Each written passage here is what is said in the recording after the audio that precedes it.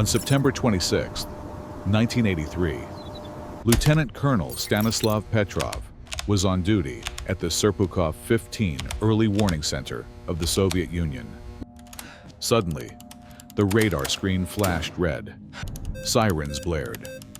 The system reported 5 nuclear missiles launched from the United States. Petrov had 5 minutes to decide. The protocol was clear: report immediately. The Soviet Union launches a counterstrike. A full-scale nuclear war begins. But he did not pick up the phone. 40 years later, you and I are still alive. Today's story is not just about nuclear weapons. It is about the human beings who prevented catastrophe. In 1945, humanity created a weapon capable of erasing civilization. The little boy bomb dropped on Hiroshima carried a yield of 15 kilotons of TNT, enough to wipe out a city in a single instant. 80 years later, we possess weapons 3,000 times more powerful. More than 12,000 nuclear warheads exist across the world, enough to destroy every major city on Earth, many times over. But here is the strange part. For 80 years, there has been no nuclear war. Not a single bomb has been used since Nagasaki. How did the most dangerous weapon in history create the longest period of peace in history? To understand this, we need to look at their true scale. The B-83 is the most powerful gravity nuclear bomb in the U.S. arsenal.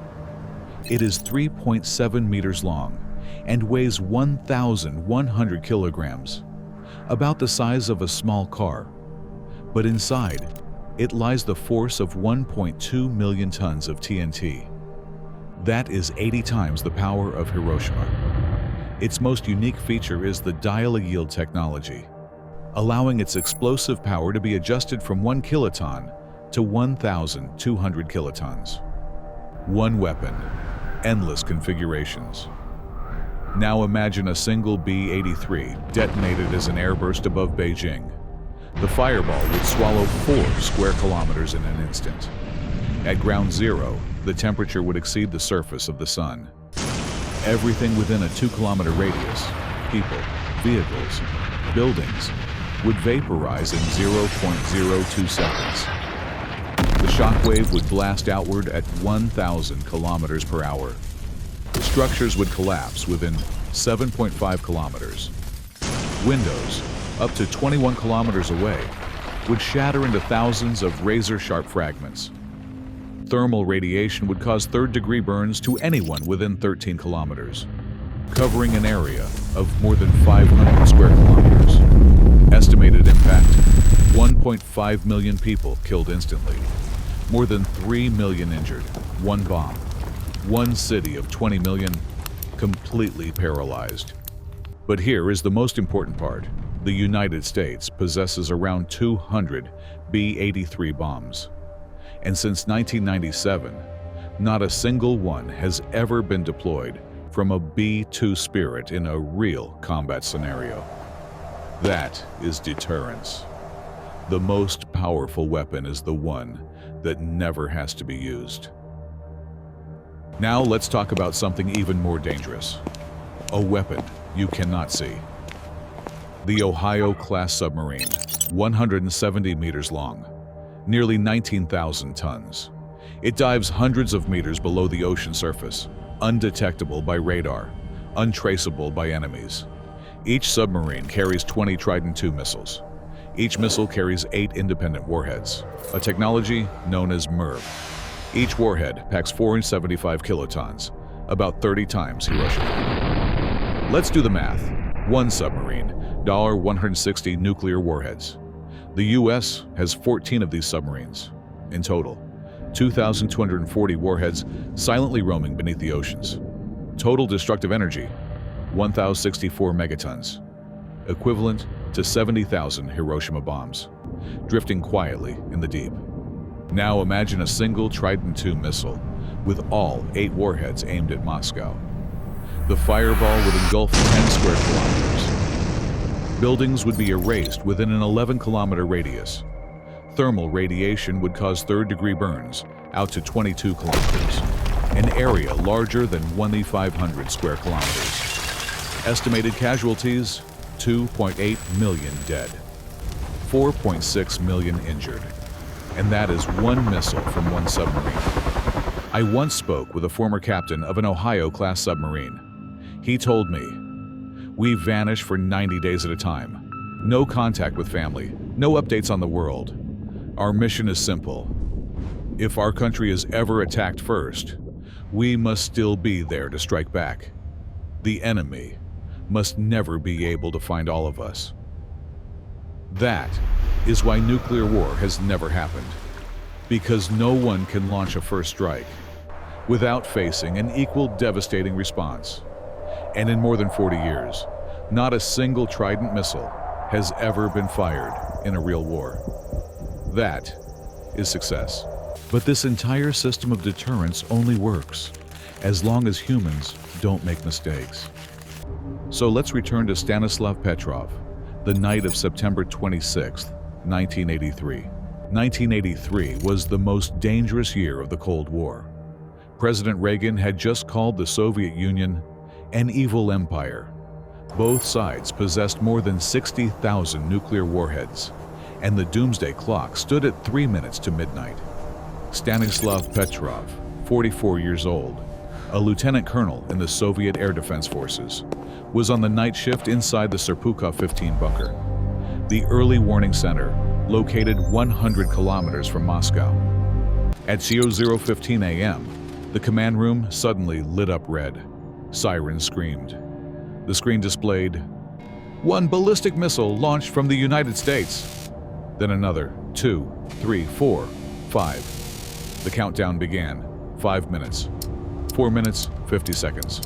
4 minutes, 40 seconds. Petrov stared at the screen. Then at the red telephone, the direct line to the Soviet High Command. One call, and the Soviet Union would launch hundreds of missiles in retaliation. But something felt wrong. Petrov thought, if the US really intended to attack, they would fire hundreds of missiles at once. Why only 5? It could be a system error. It could be sunlight reflecting off high-altitude clouds. It could be a glitch in the satellite sensors. But if he was wrong, 4 minutes, 3 minutes, 30 seconds, 3 minutes. Everyone in the command room watched him, waiting for the decision. The protocol was clear. Report immediately. Petrov placed his hand on the phone and did not lift it. 2 minutes, 30 seconds, 2 minutes, 1 minute, 30 seconds. If this was a real attack, American missiles would hit Moscow in 60 seconds. Millions would die. And it would be his fault if the Soviet Union failed to retaliate. 1 minute, 45 seconds, 30 seconds, 15 seconds. Nothing happened. No explosion. The radar screen kept flashing, but Moscow remained intact. It had been a false alarm. Sunlight reflecting from high-altitude clouds had fooled the satellite sensors. Petrov was right. But if he had been wrong, we would not be having this conversation today. Afterward, Petrov received no medals, no recognition. He was reprimanded for not following protocol. The world didn't learn his story for another 25 years. Stanislav Petrov died in 2017 at the age of 77. Few people know his name, but you are alive today, in part because of the decision he made that night. Petrov was not the only one faced with such a decision. In October 1962, President Kennedy and Premier Khrushchev endured 13 terrifying days. The Cuban Missile Crisis. Soviet missiles in Cuba could strike Washington in 5 minutes. American warships surrounded Havana. Both sides had the power to launch at any moment. But they didn't. They negotiated. They pulled back. And most importantly, they established the Moscow-Washington hotline, the first direct communication link between the two leaders during a crisis. That was the beginning of nuclear arms control, Today, China fields the DF-5C missile, capable of carrying 12 warheads, each with a yield of 1 megaton. With a range of 15,000 kilometers, it can strike anywhere on Earth. If all 12 warheads hit Washington, D.C. simultaneously, over 1 million deaths instantly. Russia possesses the R-36 MEM, nicknamed Satan. Weighing 210 tons, it can carry 10 warheads, or a single, massive 20-megaton warhead. If it detonated over San Francisco, 1 million people would die, and the entire Bay Area would be erased. But here is what truly matters. The number of nuclear weapons has decreased by 82% since 1986. In 1986, the world had 70,000 warheads. Today, about 12,500. Why? Because of negotiation, because of treaties, because human beings, in the end, chose peace. From 1993 to 2013, there was a little-known program called Megatons to Megawatts. The idea was extraordinary. Russia dismantled 20,000 nuclear warheads. The uranium from those bombs was converted into fuel for American nuclear power plants. The result? For 20 years, 10% of all electricity in the United States came from former Soviet nuclear bombs. From weapons of destruction to energy that powered homes, hospitals, and cities. That is a legacy. Today, nuclear technology is saving millions of lives. PET scans, used to detect cancer, rely on radioactive isotopes developed from nuclear research. Radiation therapy precisely targets tumors. Medical equipment is sterilized using nuclear technology. NASA's Mars rovers, Curiosity and Perseverance, run on plutonium power systems. Missions to Jupiter and Saturn, all made possible by nuclear energy. France is building 14 new nuclear reactors. The United Kingdom is investing $700 billion and small modular reactors, SMRs, compact, efficient nuclear power units, may soon provide clean electricity for millions. This is the final paradox. A technology created to destroy is now helping us heal, power our world, and explore the universe. But we cannot forget that this entire system is far from perfect. In 1961, a U.S. B-52 bomber malfunctioned over North Carolina. 2 nuclear bombs fell to the ground. On one of them, 5 out of 6 detonation mechanisms had already activated. One remaining switch was all that kept North Carolina from becoming a crater. In 1979, America's early warning system sounded an alarm. The Soviet Union is launching 2,000 missiles.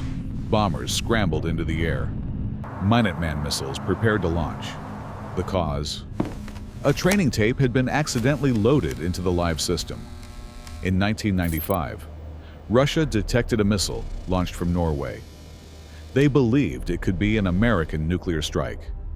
President Yeltsin opened the nuclear briefcase, the device holding the codes to start a nuclear war. Only 5 minutes later did they discover the truth. It was merely a weather research rocket.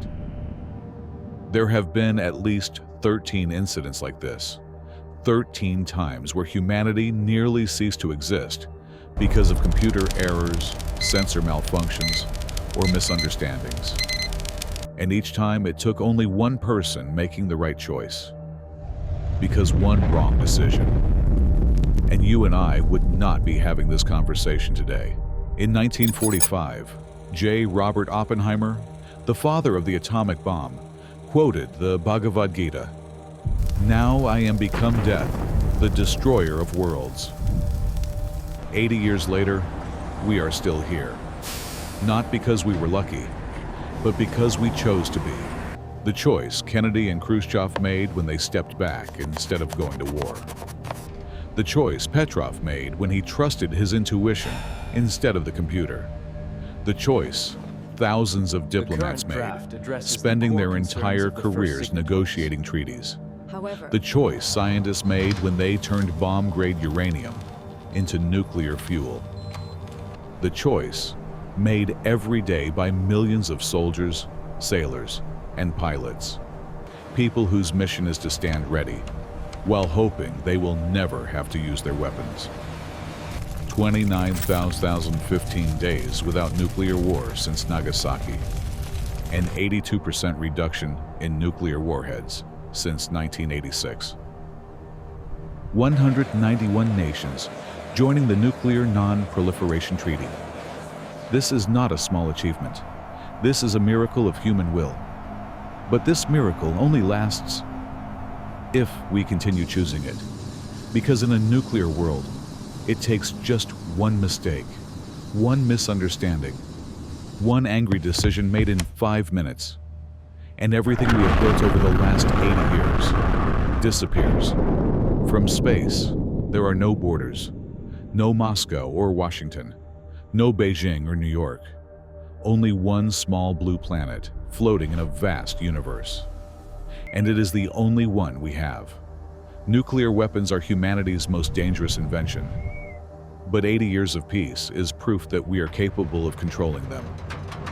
The question is not whether we can continue, it is whether we have the will to continue. Because in the end, the most powerful weapon in the world is not the B-83, not the Trident, not the Sarmat. It is restraint, it is reason, it is the choice not to press that button. 80 years, no nuclear war, not because of luck, but because we chose peace. Let us continue choosing peace.